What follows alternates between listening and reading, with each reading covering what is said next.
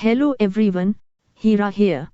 Now we are going to listen to podcast news which includes important national, international and business, economy, news. While walking in the morning or evening, while cooking, cycling or during free time you can listen. It will enhance your learning and understanding of various accents and pronunciations. Listening improves the quality of communication and comprehension. Before going ahead, I would like to welcome you all to the virtual school. A new way of learning and teaching, with the vision of Let's Grow Together.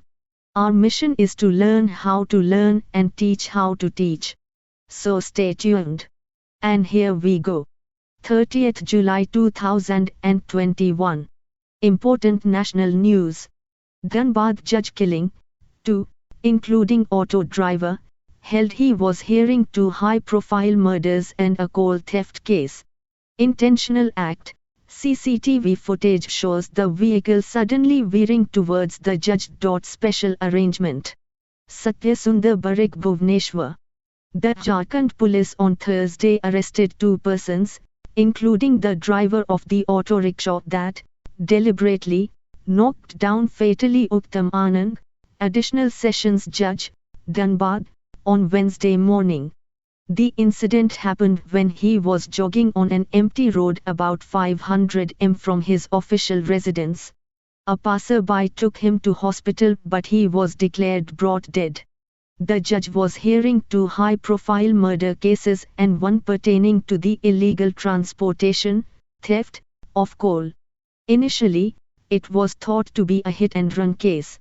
But after the emergence of closed-circuit television, CCTV, footage, which has gone viral, it became clear that the hit was deliberate. 27% for OBCs, 10% for EWS in national quota medical seats. AIQ introduced in 1986 under SC directions. Special Correspondent, New Delhi. The Union Health Ministry has announced 27% reservation for the OBCs, other backward classes, and 10% quota for the economically weaker sections, EWS, in the All India Quota, AIQ, scheme for undergraduate and postgraduate medical and dental courses from 2021 to 22. This decision, it said, would benefit every year nearly 1,500 OBC students at the undergraduate level, MBBS, and 2,500 such students at the postgraduate level, and around 550 EWS students in MBBS and around 1,000 such students in postgraduate courses. The AIQ was introduced in 1986 under the directions of the Supreme Court to provide for domicile-free merit-based opportunities to students from any state aspiring to study in a medical college located in another state. It comprises 15% of the UG seats and 50% of the PG seats in government medical colleges. Initially, there was no reservation in the AIQ. In 2007, the Supreme Court introduced reservation of 15% for SCs and 7.5% for STs in the scheme. When the Central Educational Institutions, Reservation in Admission, Act became effective that year, providing for uniform 27% reservation to the OBCs, the same was implemented in all the central educational institutions. Asthana posting violates SC verdict, Delhi Assembly. Rakesh Asthana Vijay Verma. Special Correspondent, New Delhi. On the first day of its monsoon session, the Delhi Assembly adopted a resolution expressing strong disapproval of the decision of the Union Ministry of Home Affairs to appoint IPS officer Rakesh Asthana as the Delhi Police Commissioner. The MHA order was, in complete violation, of the Supreme Court's judgment in the Prakash Singh vs. Union of India 2019 case, the resolution said. The judgment clearly laid down that no individual with less than 6 months of service left could be considered for appointment as the head of a police force. Quoting the judgment, the resolution questioned the appointment of what it termed a controversial Gujarat cadre officer, such as Mr. Asthana, who is scheduled to retire shortly.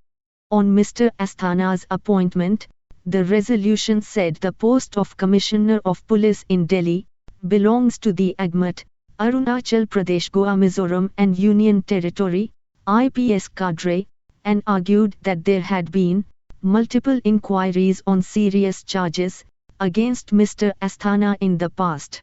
It also questioned why an officer who was removed by the central government from the post of Special Director CBI in October 2018 and not considered fit for the post of CBI Director only very recently, was being imposed on Delhi Police. Given the past track record of this officer, there is a reasonable apprehension that the central government will use him for foisting false cases on political rivals to create a reign of terror. Such a controversial individual should not be heading the police force in the country's national capital, the resolution stated.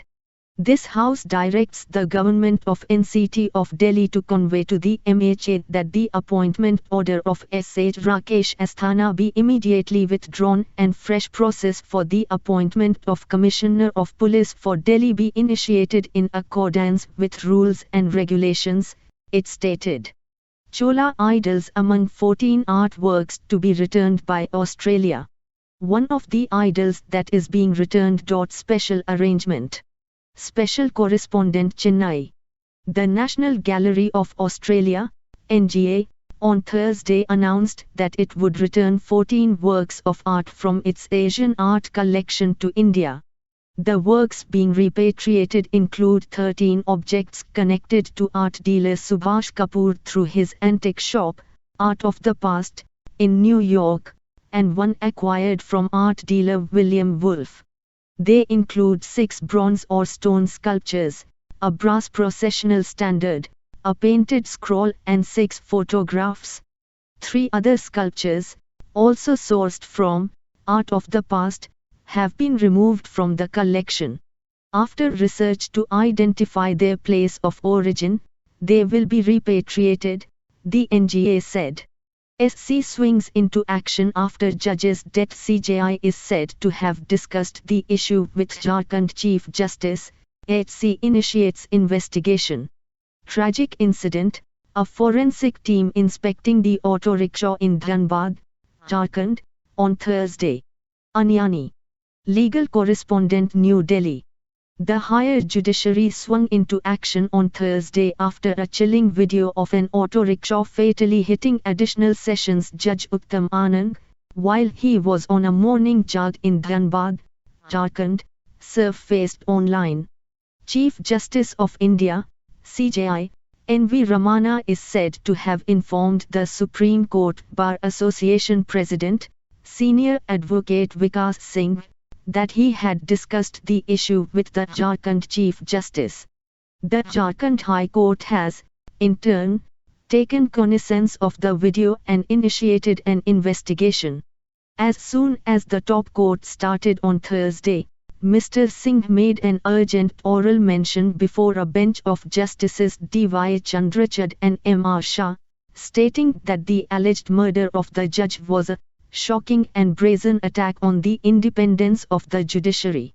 The video, Mr. Singh said, showed the vehicle suddenly swerving off the road and slamming into the judge from behind on a lonely stretch early on July 28.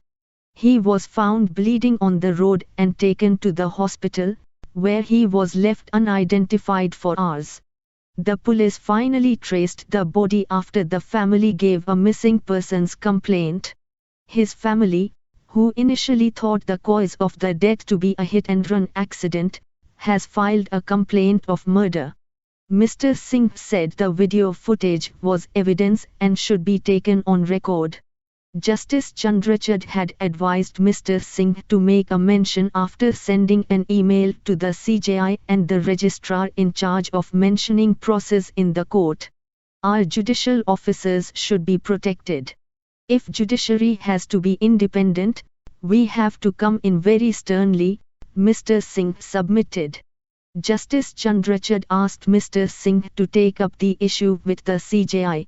I had then mentioned it before the CJI, who said he has already talked to the Jharkhand Chief Justice. I was informed that the issue was taken up by the High Court on the judicial side. I am demanding a CBI inquiry into the incident, Mr. Singh said. July 22 judgment. Judge Anand's death comes close on the heels of a July 22 judgment, authored by Justice Chandrachud, that turned the spotlight on the appalling work conditions of the district judiciary. The observations in the judgment concerned an order passed by a trial judge in Madhya Pradesh revealing that he was facing threats in a murder case in which the husband of a Bahujan Samaj Party, BSP, MLA was the prime accused. The Supreme Court, in its judgment, had highlighted how judges are targeted simply for standing up for what is right, and sadly, a subservience to the administration of the High Court for transfers and postings which renders them vulnerable. The apex court had said the independence of the judiciary is the independence of each and every judge. The judgment had also pointed to a larger malaise of the application of political pressure on trial judges. Judicial independence of the district judiciary is cardinal to the integrity of the entire system. The courts comprised in the district judiciary are the first point of interface with citizens. If the faith of the citizen in the administration of justice has to be preserved, it is to the district judiciary that attention must be focused as well as the higher judiciary, Justice Chandrachud had said. Convergence in US, India positions on Afghanistan. New Delhi won't accept outcome decided by force, Jaishankar. External Affairs Minister S. Jaishankar with US Secretary of State Anthony Blinken in New Delhi on Wednesday. AFP Jonathan Ernst. Special Correspondent New Delhi. External Affairs Minister S. Jaishankar on Thursday told the Rajya Sabha that India would not accept any outcome in Afghanistan that was decided by force and that there was strong convergence on this between India and the United States. Mr. Jaishankar replied to a starred question by Samajwadi Party, SP, MP Revati Raman Singh about the relationship with the US and then a supplementary question posed by nominated MP Swapan Dasgupta about the situation in Afghanistan. Mr. Jaishankar said he had a good discussion with US Secretary of State Anthony Blinken during his visit to Delhi this week. Detailed discussion. We had a very detailed discussion on Afghanistan. I articulated our position at a press conference jointly held with the visiting secretary. We were very clear that there must be negotiated political settlement in Afghanistan. There cannot be a military solution. There cannot be a takeover by use of force. We will work with the international community to ensure that political negotiations for a settlement are pursued seriously, and we would never accept any outcome that is decided by force. I think there was a very strong convergence in our positions, India and the United States, on this matter, the minister said. In response to Mr. Singh's assertion that India was being compared with Russia and China in terms of human rights violations, Mr. Jaishankar said the observation was not an accurate one. He said India was seeking to right historical wrongs, and freedom should not be treated as non-governance and abdication of responsibilities. Declare moratorium on use of Pegasus. Open letter urges CJI to take action. The letter called the episode an act of state-sponsored cyberterrorism. Decane. Special Correspondent New Delhi.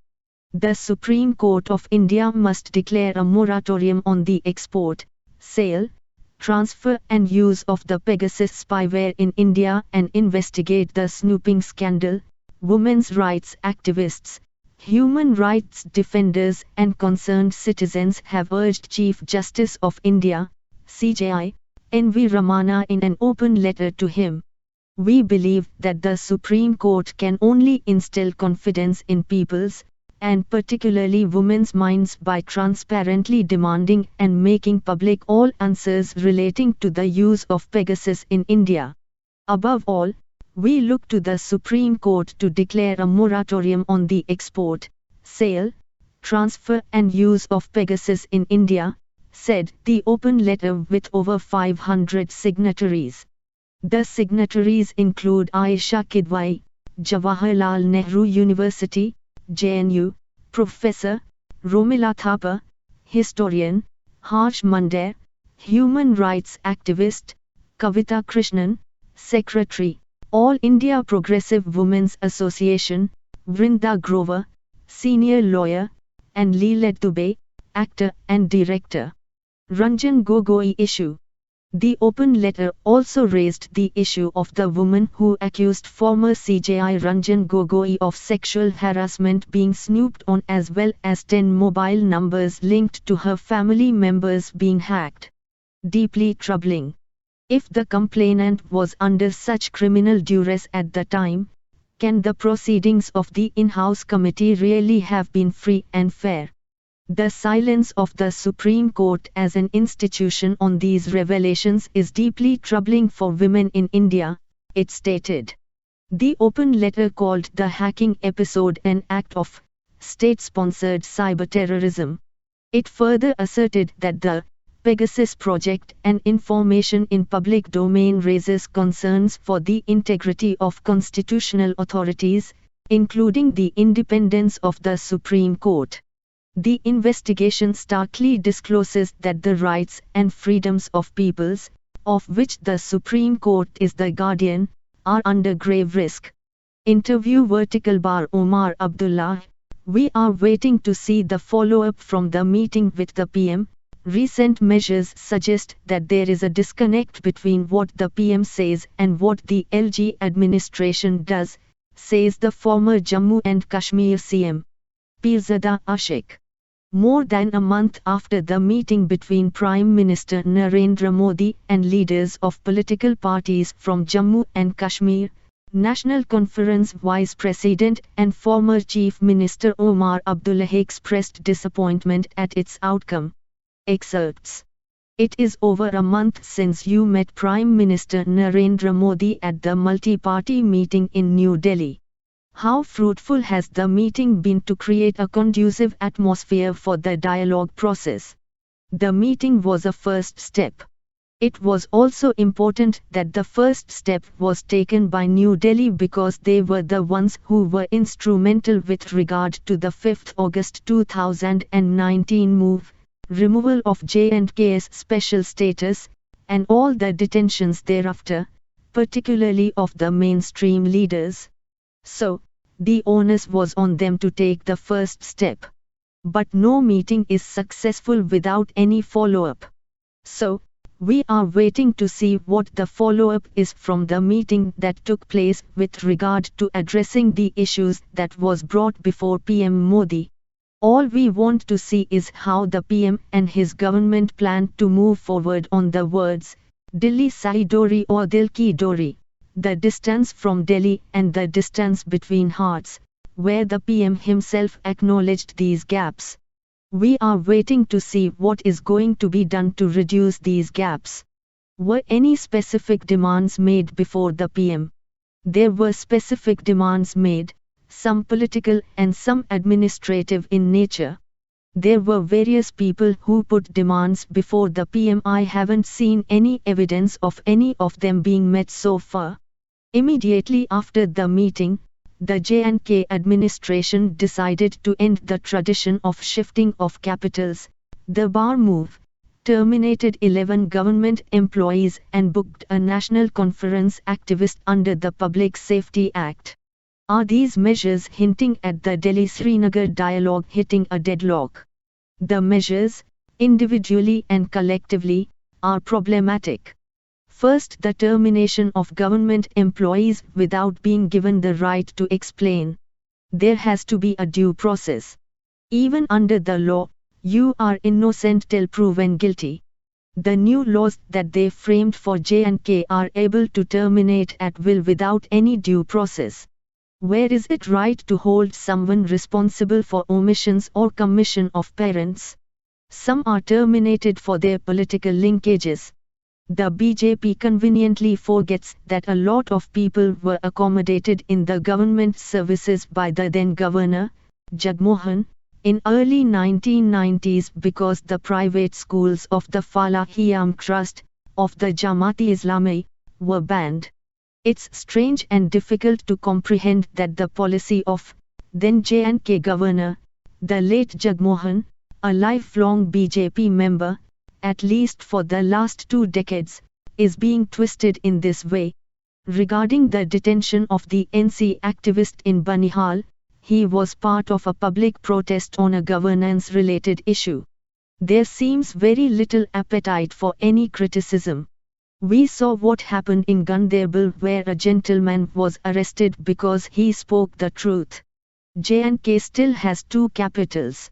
So, even the move to downsize the bar move, if not end the tradition, has bothered people of Jammu more than Kashmir. Traders and shopkeepers in Jammu city do the lion's share of their business when the Kashmiri employees and their families move to Jammu in the winter. The same cannot be said of the traders in Srinagar. It's the people in Jammu who are up in arms against curtailing the bar move. Is there a deadlock between Srinagar Delhi again? These measures suggest that there is a disconnect between what the PM says and what the LG administration does. The LG was present at the multi-party meeting where the PM clearly talked about Delhi Sai Dori or Dil Ki Dori. Then it is the responsibility of the LG to steer his administration in a way in which these differences are reduced and not to increase. You said after the meeting that you do not expect the Modi government to return the pre-August 5 position to J&K. What is the engagement all about? Foremost for the NC, in terms of political agenda, is the reversal of August 5, which is connected to a host of other things that can be resolved in the interim. Not every conversation has to be about the August 5. The fact that we don't expect the PM to reverse the August 5 decision does not mean we cannot express our anger and disappointment over what happened. We made it very clear that a majority of people of J&K and Ladakh do not accept what happened on August 5. They are deeply bitter and disappointed by it. Members of parliaments of the NC have decided to be a part of the Delimitation Commission. Is the process going in the right direction? The MPs were not involved in the process that took place here when the Delimitation Commission visited J&K. That again raised some questions in our mind because we are convinced what happened the other day was an informal exercise. The entire Delimitation Commission was not there. It is not only made up of the main members but also the associate members, 3 MPs from Kashmir and 2 from Jammu. They were not included in the process. This is simply an informal exercise conducted and has no statutory or legal bearing whatsoever. The LG administration suggested that the situation has improved in J&K, as protests and stone pelting have come down. Has it? The law and order situation is better. Is that because of the way in which people are being arrested and detained without due process? Artificially suppressing people's anxieties and concerns is a recipe for disaster. We have seen it in the past as well. It's much better to go out and address people's concerns and anger rather than suppress it. Ultimately, it blows up at some point or the other. While the LG may be satisfied with the numbers given by the police on protests showing a slide, he may have to dig deeper and satisfy himself. On unemployment, the LG and his administration need to come out of the security bubble and talk to youth. Unemployment has gone up. As cases surge, central team to visit Kerala. It will work with local health officials. Special Correspondent, New Delhi. The Union Health Ministry on Thursday decided to depute a high-level multidisciplinary team to Kerala to collaborate with the health authorities there in instituting effective public health measures for COVID-19 management in view of the significantly enhanced number of daily cases there. The ministry said in a release that the 6-member team would be headed by S.K. Singh, Director, National Centre for Disease Control. It would reach Kerala on Friday and visit a few districts. It would work closely with the State Health Department, take stock of the ground situation and recommend necessary public health interventions to contain the large number of cases being reported. Active caseload. Kerala, with an active caseload of 1.54 lakh, is contributing 37.1% of the total active cases in the country, with a growth rate of 1.41 in the past 7 days. The average daily cases being reported in the state are above 17,443. The state has also reported a high test positivity of 12.93% cumulatively and 11.97% weekly. 6 districts are reporting more than 10% weekly positivity. Thank you. International news. Iran nuclear talks can't go on indefinitely. Antony Blinken says US is committed to negotiations, but wants Tehran to come back into compliance. Ready for talks, US Secretary of State Antony Blinken during a press conference in Kuwait City on Thursday. Afyasser Al-Zayat. Agence France Presse, Kuwait City. U.S. Secretary of State Antony Blinken said on Thursday that nuclear talks with Iran cannot go on indefinitely, but that Washington was fully prepared to continue negotiations. The U.S. is indirectly involved in Iran's talks with world powers to revive a nuclear deal that gave Iran some relief from international sanctions in exchange for limits on its nuclear program. The deal was torpedoed in 2018 by then U.S. President Donald Trump, who unilaterally withdrew from the agreement and imposed punishing sanctions. "We're committed to diplomacy, but this process cannot go on indefinitely. We look to see what Iran is ready to do or not ready to do and remain fully prepared to return to Vienna to continue negotiations," Mr. Blinken said during a visit to Kuwait on Thursday.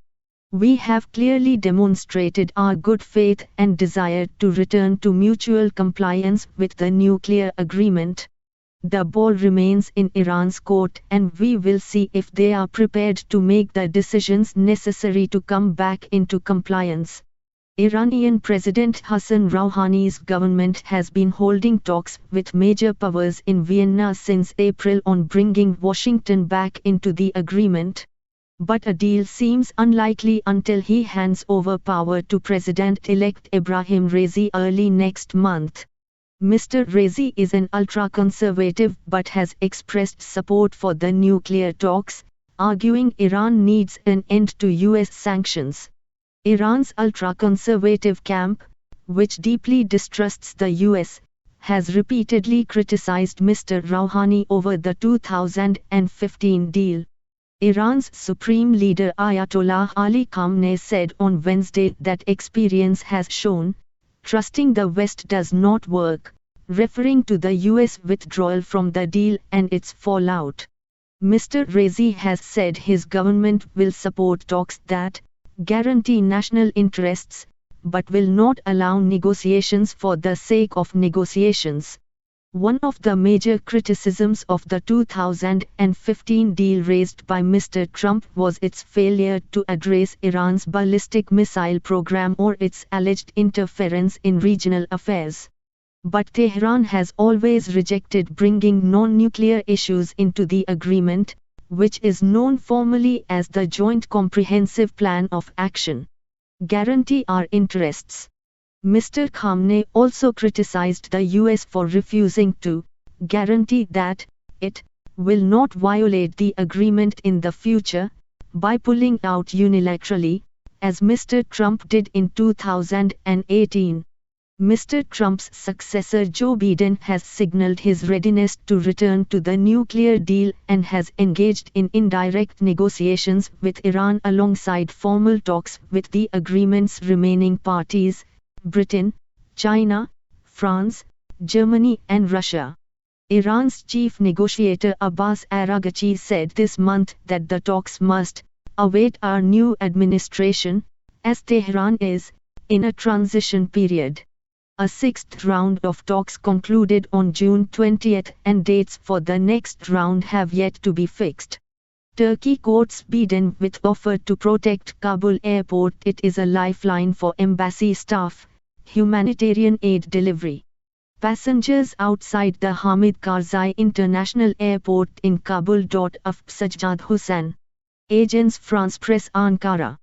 Turkey is offering to protect Kabul's strategic airport after the US forces leave, in what experts view as a high-risk bid to improve Ankara's strained ties with Washington.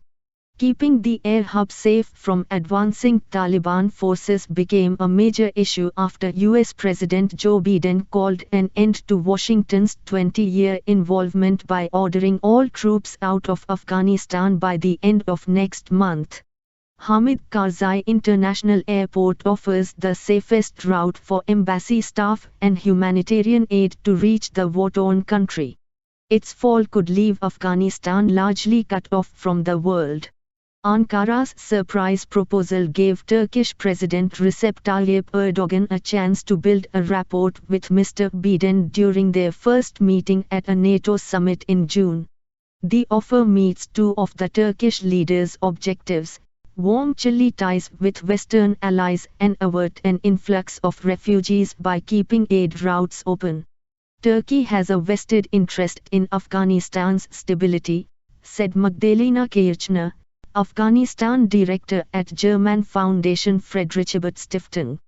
Turkish officials played down the diplomatic aspects of the mission and stressed the importance of relieving the suffering in Afghanistan.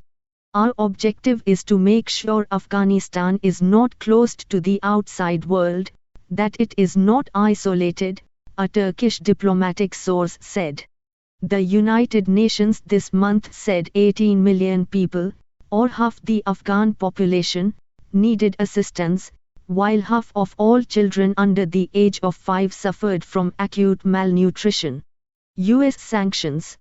While Washington still views Turkey as an important ally in a volatile part of the world, relations have been bedeviled by disputes, including Ankara's acquisition of a Russian missile defense system. US sanctioned Ankara for the purchase last year.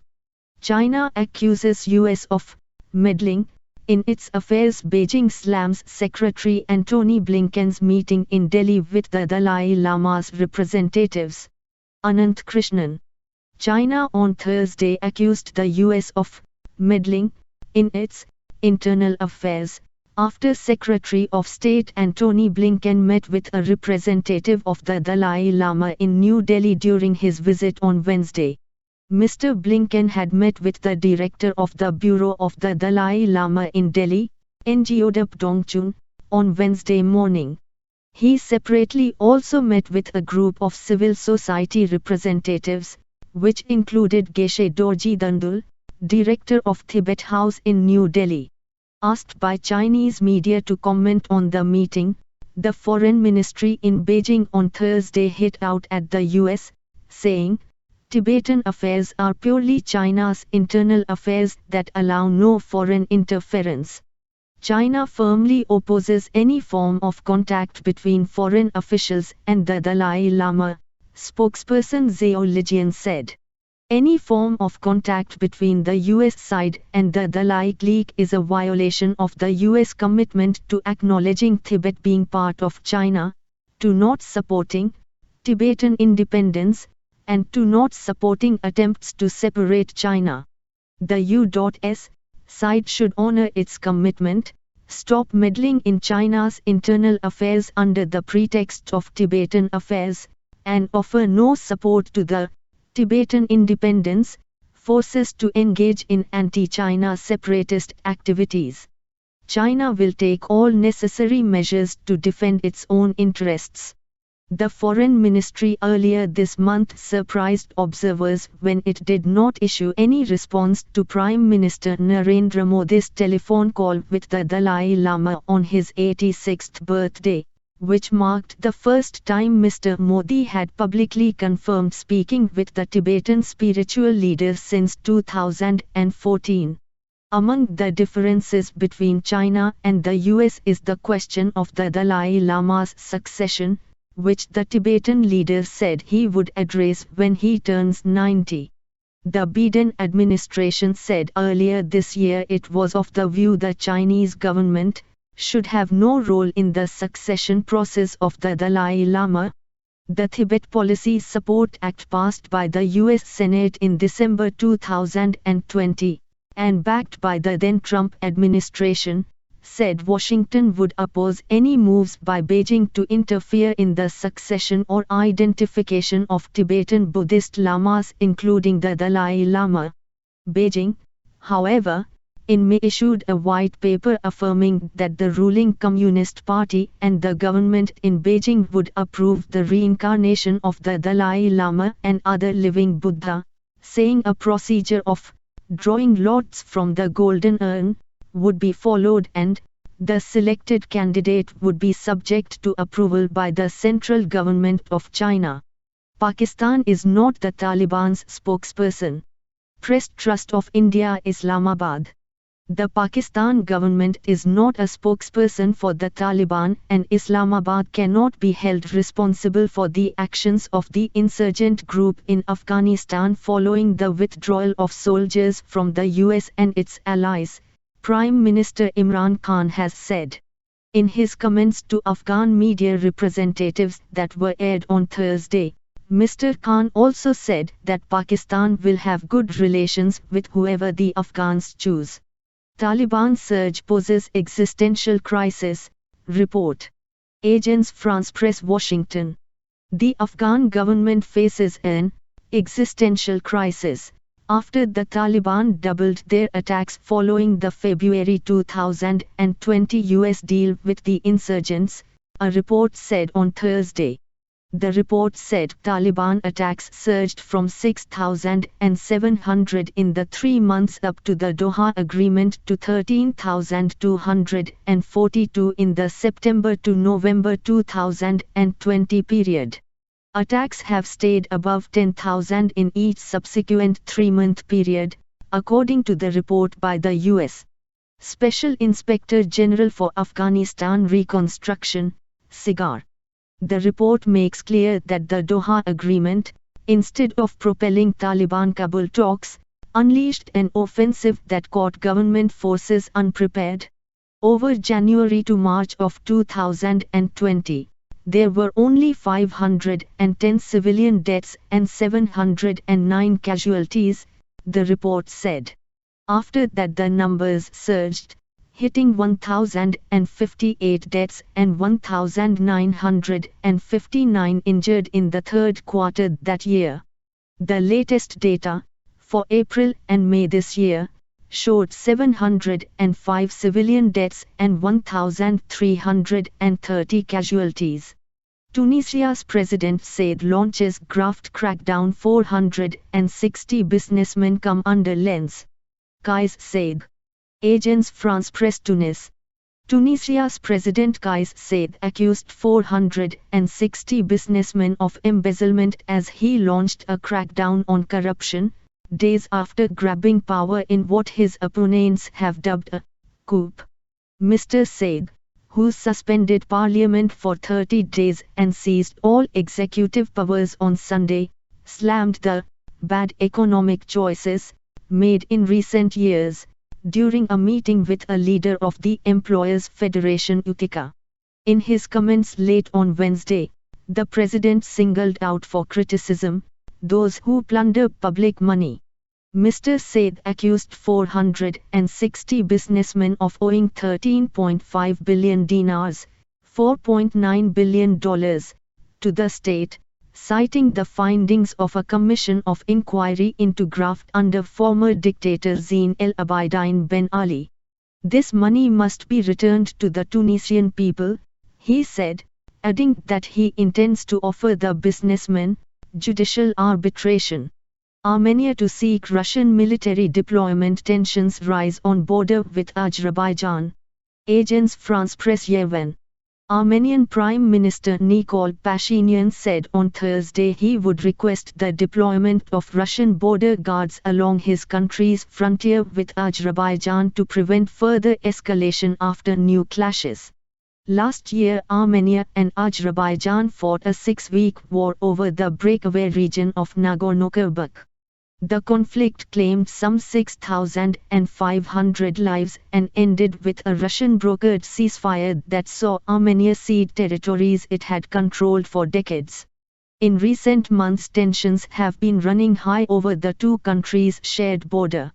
On Wednesday, 3 Armenian soldiers were killed in fresh border clashes with Azerbaijani forces, in some of the heaviest fighting between the Caucasus rivals since last year's war. Addressing a cabinet meeting on Thursday, Mr. Pashinyan said he wanted to ask Moscow for more help. I think it makes sense to consider the question of stationing outposts of Russian border guards along the entire stretch of the Armenian-Azerbaijani border, he said.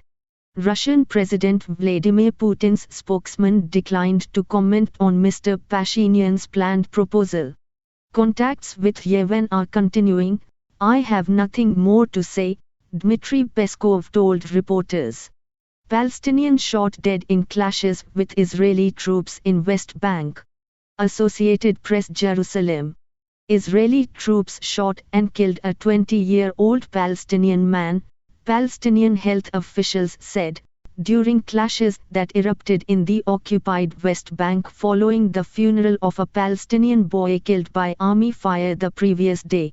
The Palestinian Health Ministry said the man, identified as Shaukat Awad, was shot in the head and abdomen during Thursday's unrest in Beit Ummar, a town near Hebron.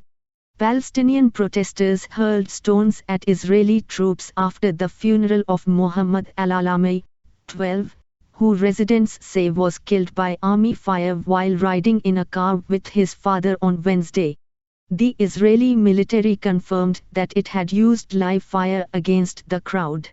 Earlier, the Israeli military said it launched an investigation into deadly shooting of the boy. A military statement said that senior commanding officers and military police, who investigate suspected misconduct by troops, were also looking into the incident. It said soldiers fired at a car that failed to stop at a checkpoint after they fired warning shots. Thank you. Economy news. High fiscal borrowings won't crowd out private sector, CSB member asserts. No doubt, borrowings are crowding out corporate bonds. Lending a leg up, infrastructure, especially government-led spending has a crowding-in effect, CEA.E. Lakshmi Narayanan E. Vikas Dhoot, New Delhi. Concerns about high government borrowings crowding out the private sector's fundraising efforts were misplaced and not based on evidence, Chief Economic Advisor Krishnamurthy Subramanian asserted on Thursday, reacting to comments made by a member of the Securities and Exchange Board of India, SABI. It's a very tempting argument to make, but the data does not support it, he said. On the contrary, the government's increased capital spending would impart a crowding-in effect, spurring more investment, Dr. Subramanian contended.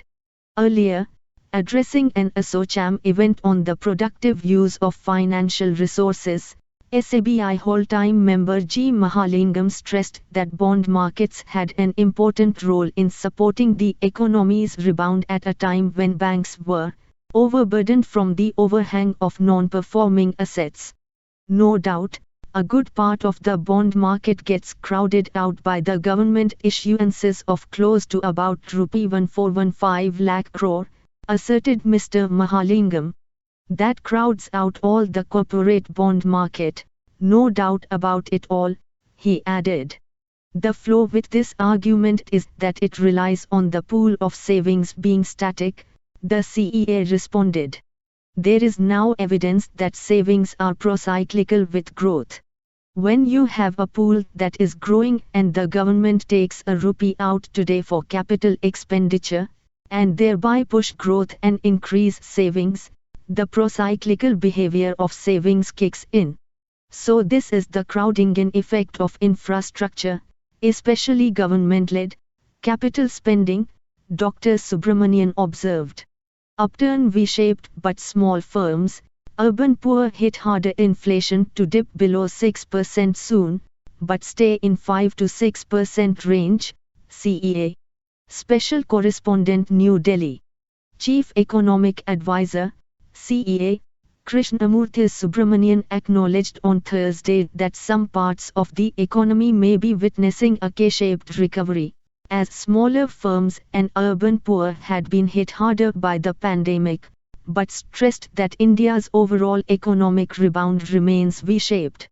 Also, retail inflation would slip below 6% this month or in August, but would remain range-bound at 5% to 6% in the near future, he said, adding that India's growth would pick up to 8% after stabilizing at 6.5% to 7% over the coming years. There has been a V-shaped recovery in the last year, Dr. Subramanian said at FICCI's Capital Markets Conference. Yes, when you start unpacking across sectors, large and listed firms have done really well and deleveraged and their bottom lines are improved. But some of the smaller firms are impacted more. Similarly, people at the bottom of the pyramid, especially the urban poor, have been impacted more, he added. Some commentators may say therefore, this is a K-shaped recovery. But that is more at the sectoral level. At the macro level, there has been a V-shaped recovery. The CEA also projected that a third COVID-19 wave, if it occurred, may be of a low intensity with a much lower economic impact as India would get closer to herd immunity, based on the government's target to vaccinate the entire adult population by December. Inflation should be range-bound going forward, despite the rise in commodity prices. It's likely to be between 5% and 6%, but certainly within the RBI's tolerance range, he said. US GDP climbs 6.5% buoyed by consumers, businesses growth tempered by supply chain constraints on inventory. Reuters, Washington. The US economy grew solidly in the second quarter, but the pace was below expectations as robust consumer spending and business investment on equipment were tempered by a sharp inventory drawdown amid supply chain constraints. Gross domestic product rose at a 6.5% annualized rate last quarter, the Commerce Department said on Thursday. The economy grew at a 6.3% rate in the first quarter, revised down from the previously reported 6.4% pace. The National Bureau of Economic Research, the arbiter of U.S. recessions, declared last week that the pandemic downturn, which started in February 2020, ended in April 2020. Economic expansion is expected to remain solid for the remainder of this year. A resurgence in COVID-19 infections, driven by the Delta variant, however, poses a risk to the outlook. Higher inflation, if sustained, as well as ongoing supply chain disruptions could also slow the economy. President Joe Biden's administration provided $1.9 trillion in pandemic relief in March. That brought the amount of government aid to almost $6 trillion since the pandemic started in the US in March 2020. Almost half of the population has been vaccinated against COVID-19, allowing Americans to travel, frequent restaurants, and attend sporting events among services-related activities that were curbed early in the pandemic. Thank you. Thank you so much for watching this video as a podcast. Do like, share and comment. Press the subscribe button and hit the bell icon to get new notifications. Thank you. Take care and stay safe. God bless you all. Gemma Bharti. To download news and editorials in MP3, follow us on Telegram, Virtual School Official. The link is provided in the description below.